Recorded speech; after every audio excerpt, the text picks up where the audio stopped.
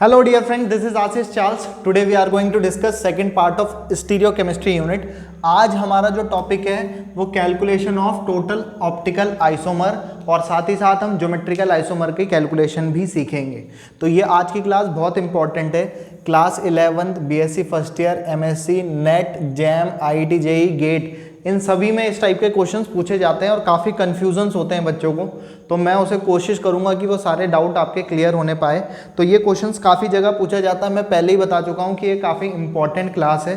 तो सभी ध्यान से बने रहें, वीडियो को एंड तक देखें, अपना प्यार बना के रखें।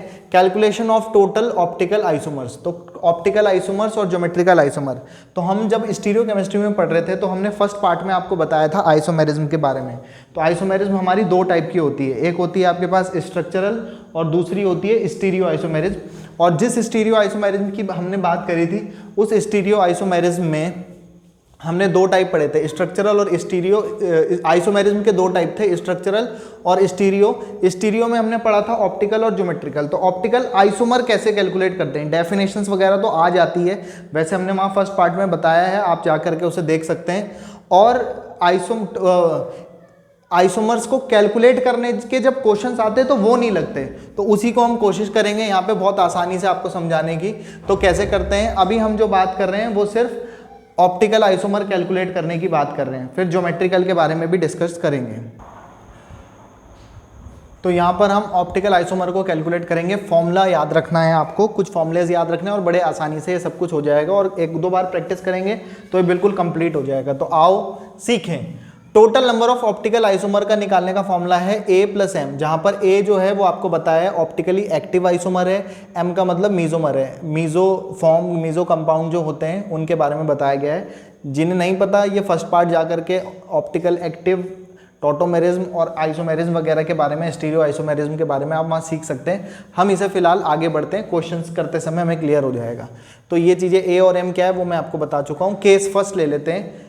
अगर आपके पास if sigma plane of symmetry is absent, अगर किसी ऑर्गेनिक कंपाउंड में, और हाँ एक बात और बता दूं, ये जो हम आइसोमर्स कैलकुलेट कर रहे हैं वो हम ऑर्गेनिक केमिस्ट्री में कर रहे हैं, कोऑर्डिनेशन में निकालने का अलग तरीका होता है, तो इसमें कंफ्यूज ना हो, ये ऑर्गेनिक केमिस्ट्री में हम डिस्कस कर रहे हैं। तो if sigma plane of symmetry is absent, तो जब किसी मॉलिक्यूल में प्लेन ऑफ सिमेट्री एब्सेंट होती है तो वो मॉलिक्यूल कायरल होते हैं, ऑप्टिकली एक्टिव होते हैं, mirror images non super impose होती हैं। तो प्लेन ऑफ सिमेट्री एब्सेंट होंगी तो उसमें मीजोमर तो वैसे भी जीरो होंगे। मीजो कंपाउंड वो होते हैं जिनमें प्लेन ऑफ सिमेट्री प्रेजेंट होती है, तो इनमें प्लेन ऑफ सिमेट्री एब्सेंट है, जो पहला केस हम लेके जा रहे हैं। तो मीजो वाले जो कंपाउंड्स हैं वो जीरो आएंगे। मैंने यहाँ पे 3 एग्जाम्पल के लिए M0 दिखा दिए, मीजो वाला आइसोमर तो जीरो आएगा। अब हम सिर्फ ऑप्टिकली एक्टिव आइसोमर को चेक करेंगे। तो अब हम एक एग्जाम्पल ले रहे हैं, हमने यहाँ पर एक एग्जाम्पल लिया है COH, CHOH और CH3। तो ये एक कार्बन है जिसकी चारों वैलेंसी 4 डिफरेंट ग्रुप से पूरी हो रखी है। तो ऐसे कार्बन को एसिमेट्रिक कार्बन कहते हैं और ऐसे मॉलिक्यूल को कायरल कार्बन कहते हैं अगर प्लेन एब्सेंट है। तो प्लेन एब्सेंट वाला ही लिया है, आप इसे कहीं से भी कट कर दो तो ये 2 इक्वल पार्ट में नहीं कटेगा। अगर कट जाता तो इसका मतलब उसमें प्लेन ऑफ सिमेट्री प्रेजेंट है। फिलहाल प्लेन ऑफ सिमेट्री एब्सेंट है। तो ऑप्टिकली एक्टिव निकालने का फॉर्मूला होता है A = 2⁻n। तो मैंने जब अपने टाइम पे पढ़ा था तो A = 2n ही मैं जानता था, लेकिन केस 2, केस 3 तो हमने और डिस्कस किया है उस पर, तो हम उसके और भी केसेस हम बनाएंगे। तो इसे जब अपनी क्लास 11th के टाइम पे हम पढ़ते थे तो हमें इतना ही ध्यान होता था, लेकिन एक्चुअली में इसके और भी केसेस होते हैं, तो फॉर्मूलेज में भी चेंज आता है। तो हम फिलहाल पहला केस आपको डिस्कस कर रहे हैं। तो ये एसिमेट्रिक सेंटर है, A = 2n, जहां पर n होता है कायरल कार्बन। तो कायरल कार्बन यहाँ पे एसिमेट्रिक कार्बन वाले प्लेन ऑफ सिमेट्री एब्सेंट होती है, वो कायरल होते हैं। तो कायरल कार्बन 1 है, तो 2⁻1, तो 2⁻1 का मतलब 2। तो मीजो कंपाउंड तो जीरो होते हैं। तो टोटल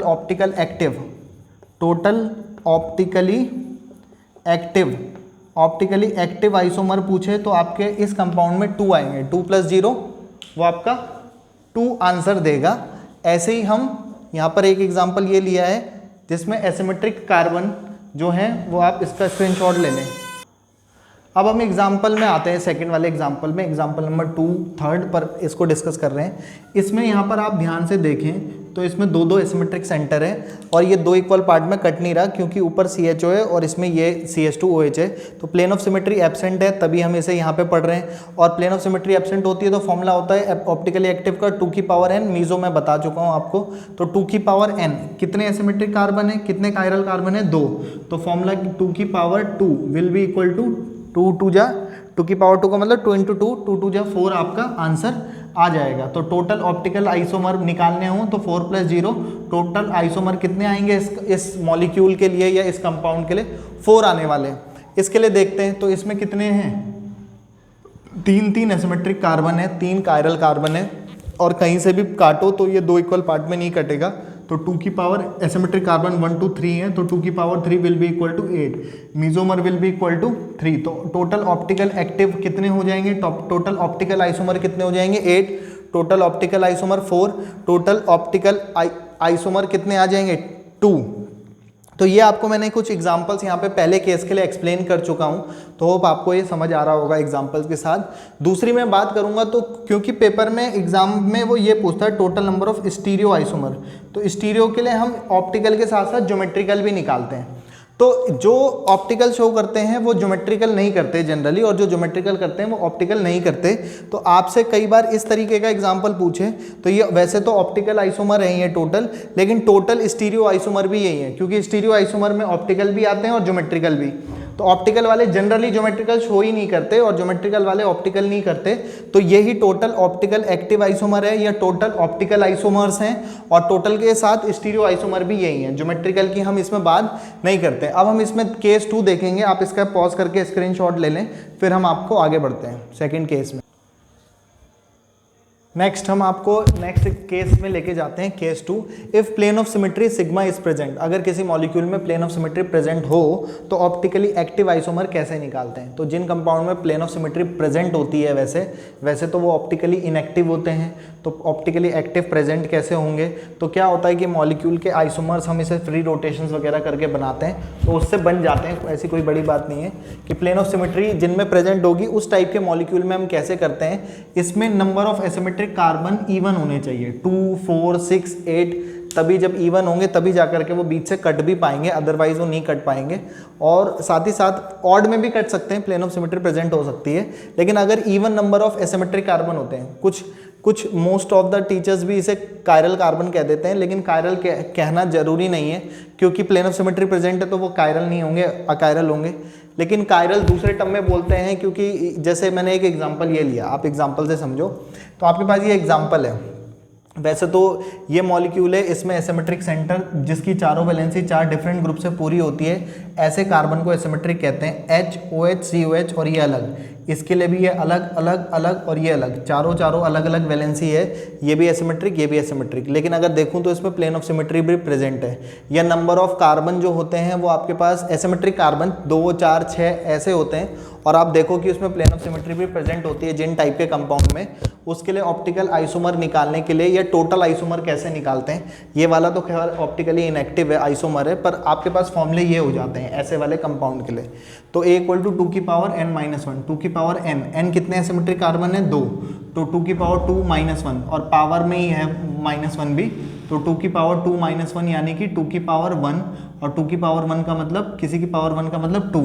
तो 2 ऑप्टिकली एक्टिव आइसोमर बनेंगे। मीजोमर या मीजो कंपाउंड की हम बात करें तो 2 की पावर n/2, 2 है एसिमेट्रिक कार्बन, 2/2 यानी कि 1, और 1 - 1 कितना हो गया, 0, तो 2 की पावर 0, 2 की पावर 0 का मतलब 1। तो टोटल आइसोमर की अगर हम बात करें, टोटल ऑप्टिकल एक्टिव आइसोमर की बात करें, या टोटल आइसोमर, ऑप्टिकली एक्टिव ही नहीं, टोटल ऑप्टिकल आइसोमर कह सकते हैं।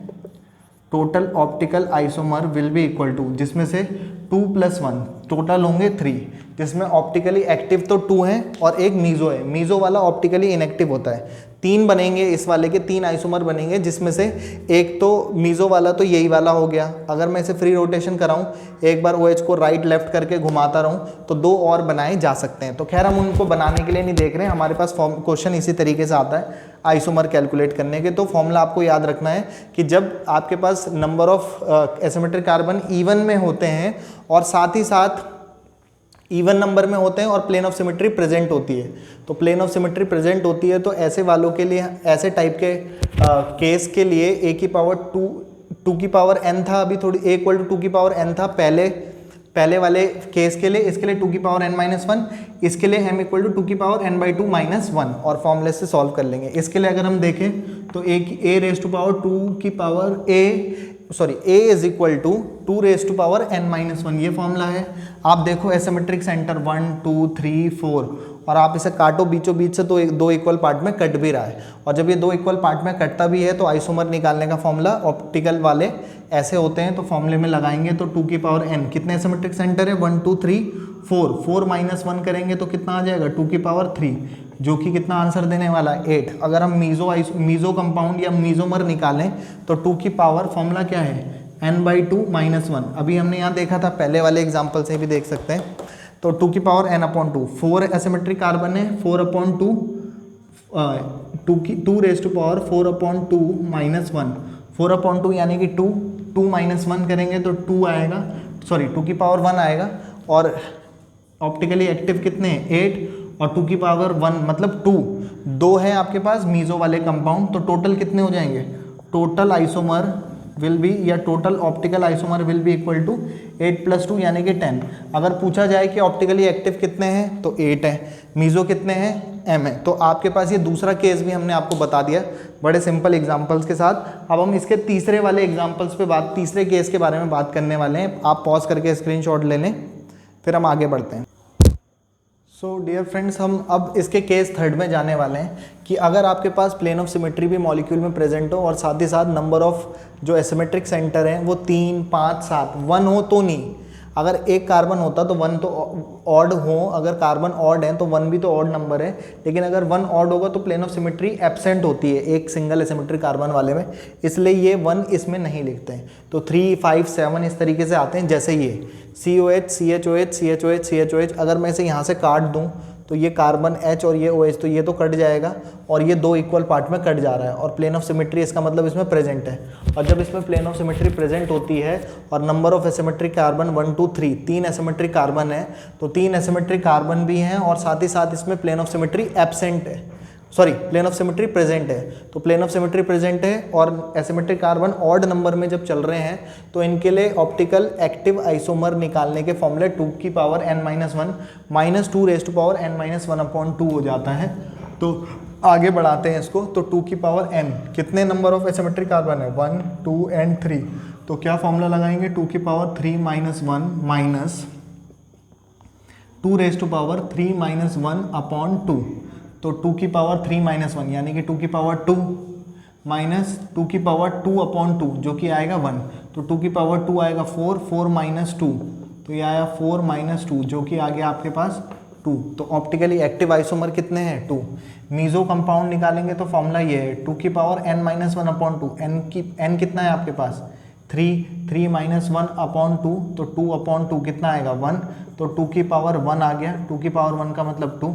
तो आपके पास अगर आप टोटल आइसोमर बोलें, टोटल ऑप्टिकल आइसोमर बोलें तो टोटल ऑप्टिकल कितने हो जाएंगे, total optical isomer will be equal to 2 raise to power 2 plus 2, a plus m आता है, a प्लस m आता है, जो कि आपके पास 2 + 2 इक्वल टू 4 आपके पास टोटल आइसोमर आ जाएंगे। तो ऑप्टिकल आइसोमर से रिलेटेड हम अगर ध्यान से देखें तो हमने बस आपको 3 केस पढ़ाए हैं। केस फर्स्ट जिसमें आपके पास क्या होगा, इफ़ सिग्मा इज एब्सेंट, तो अगर सिग्मा एब्सेंट होता है तो सिग्मा एब्सेंट के लिए प्लेन ऑफ सिमेट्री एब्सेंट होती है तो ऑप्टिकल आइसोमर ही निकाला जाता है और a की पावर a इक्वल टू 2 की पावर n आपका फॉर्मूला सिंपली हो जाता है।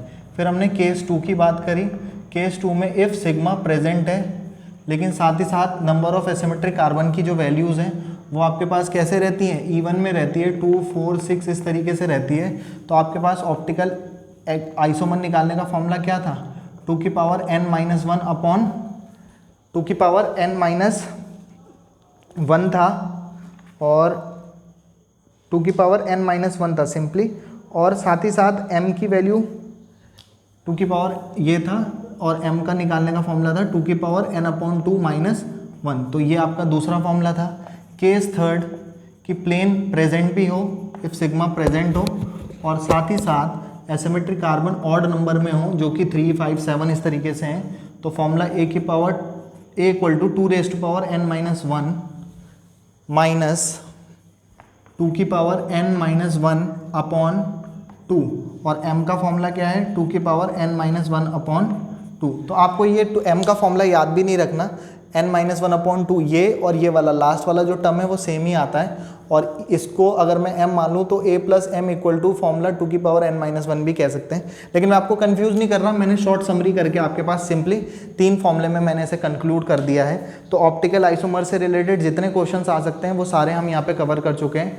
अब हम इसी के आगे हम बढ़ते हुए ज्योमेट्रिकल आइसोमर को भी इसी वीडियो में कंप्लीट करने की कोशिश करें। सो डियर फ्रेंड्स, अब हम यहाँ पे कैलकुलेट करना सीखेंगे ज्योमेट्रिकल आइसोमर को। तो ज्योमेट्रिकल आइसोमर 2 चीज़ों पे डिपेंड करता है, एक तो मॉलिक्यूल के स्ट्रक्चर पर और एक नंबर ऑफ डबल बॉन्ड पर। ज्योमेट्रिकल आइसोमर्स क्या होते हैं इसका पार्ट 1 जा करके देखें, अगर नहीं समझ में आता है तो। फिलहाल अभी हम यहाँ पर देखते हैं, क्योंकि हमें सीखना तो आ जाता है लेकिन क्वेश्चंस नहीं लगते, तो क्वेश्चंस लगाने के लिए हम यहाँ पे बहुत इंपॉर्टेंट क्लास में हम आपको यहाँ दे रहे हैं। तो when the ends of polyenes are different, तो एक एग्जाम्पल हम बना लेते हैं। पॉलीइंस बोल रहे हैं डबल बॉन्ड वाले, जिसमें 2 या 2 से ज़्यादा हों। यहाँ पे ये इवन भी हो सकते हैं, ऑड भी हो सकते हैं, उससे कोई फ़र्क नहीं पड़ता। तो आपके पास यहाँ पे 1 और 2 डबल बॉन्ड है, और आपके पास अगर एंड पॉइंट को देखो, टर्मिनल को देखो, एंड्स जो हैं वो अलग अलग है, इधर CH3 है और इधर Cl है। तो अगर ऐसा होता है तो ज्योमेट्रिकल आइसोमर निकालने का फॉर्मूला होता है 2n, जहाँ पे n number of double bond है। मैं यहाँ पे आपको लिख भी देता हूँ, n equal to number of double bond है, और A का मतलब यहाँ पे ज्योमेट्रिकल आइसोमर है। अगर आपको A से कन्फ्यूजन होता है, A हम ऑप्टिकली एक्टिव के लिए दिखा रहे थे, तो ज्योमेट्रिकल आइसोमर निकालने का formula G equal to 2n। कितने डबल बॉन्ड है 2, तो 2 इक्वल टू आ गया हमारे पास 4। अब आया आपके पास case 2, case second.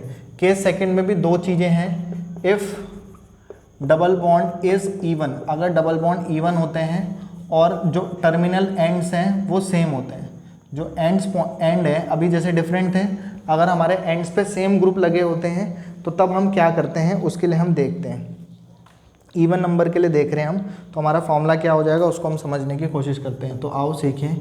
CH3 CH double bond CH single bond CH double bond CH और CH3 double bond. Number of double bond कितने हैं, even number of double bond है, और even number of double bond के साथ terminal वाले जो groups हैं, एंड्स हैं, वो क्या है हमारे सेम है। तो सेम है तो हम इसको क्या कर लेते हैं, आपके पास इसका फॉर्मूला कैलकुलेट करेंगे तो A इक्वल टू A, नहीं तो ज्योमेट्रिकल आइसोमर अगर हम बोलें तो ज्योमेट्रिकल आइसोमर का फॉर्मूला अगर हम इस मॉलिक्यूल के लिए कहें तो ज्योमेट्रिकल आइसोमर का फॉर्मूला होता है 2n-1 2n-1 minus 2n upon 2 minus 1। तो ये ज्योमेट्रिकल आइसोमर का फॉर्मूला हो जाता है इवन वालों के लिए।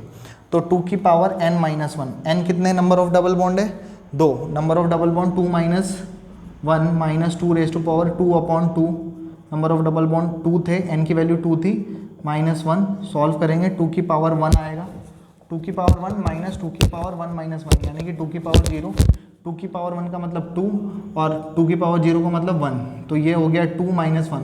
तो आपके पास ज्योमेट्रिकल आइसोमर जो इसके बनेंगे वो सिर्फ कितने बनने वाले हैं आपके पास, सॉरी एक चीज़ गड़बड़ हो गई यहाँ पे शायद, आई थिंक यहाँ पे प्लस होता है फॉर्मूले में, और ये आपके पास 2 का मतलब 2 और 2 का मतलब होता है 1, तो 2 + 1 3 आइसोमर इसके टोटल बनने वाले हैं। अब हम आपको केस 2 का ही केस सेकंड में ही आपको सेकंड वाला पार्ट बता रहे हैं।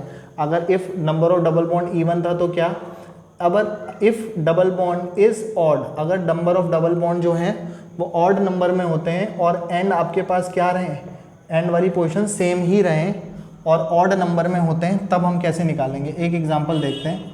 एग्जांपल बहुत सारे बना के लिखे जा सकते हैं। CH3 CH double bond CH है ये सब, CH double bond CH, 1 2 3 double bond आ गए और ये सिंगल बॉन्ड CH3।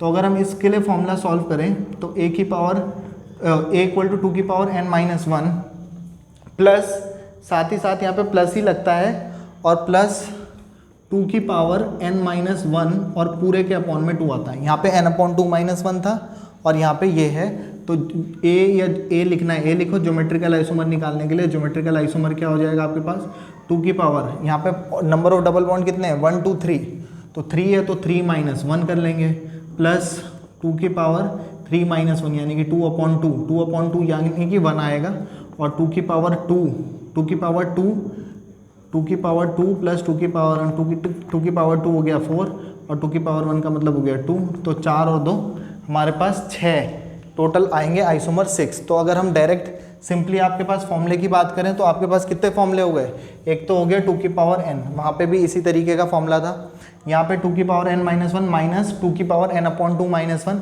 थर्ड वाले केस में जब ऑड में होता है तो एक प्लस है यहाँ पे बीच में, सॉरी यहाँ फॉर्मूले में प्लस है, और इस वाले के लिए भी बीच में प्लस है। g is equal to a की पावर 2 की power n minus 1 plus 2 raise to power n minus 1 का होल अपॉन में 2। तो इस तरीके से हम कैलकुलेट कर सकते हैं। ऑप्टिकल को कैसे निकालते हैं, ज्योमेट्रिकल को कैसे निकालते हैं, हम आपको दोनों कवर कर चुके हैं। तो होप आपको वीडियो समझ में आएगा। काफ़ी इंपॉर्टेंट क्लास है, सबके साथ शेयर जरूर करें।